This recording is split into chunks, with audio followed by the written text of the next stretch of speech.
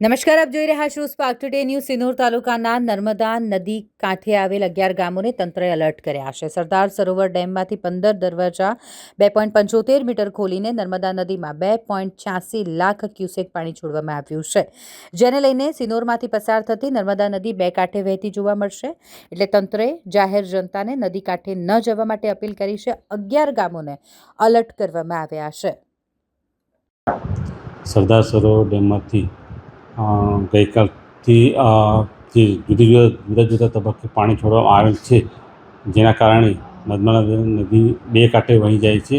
જેને તકેદારીના ભાગરૂપે અમોએ સરપંચ તલાટીની ગામના આગેવાનોને જાણ કરી તકેદારી રાખવા સૂચના આપેલ છે તથા તલાટીઓની પણ ગામે હાજર રહેવા જણાવવામાં આવેલ છે. વધુમાં જે નીચાણવાળા ગામો છે એમાં અમે તકેદારીના ભાગરૂપે જરૂરી પોલીસ બંદોબસ્તની પણ વ્યવસ્થા કરવામાં આવેલ છે.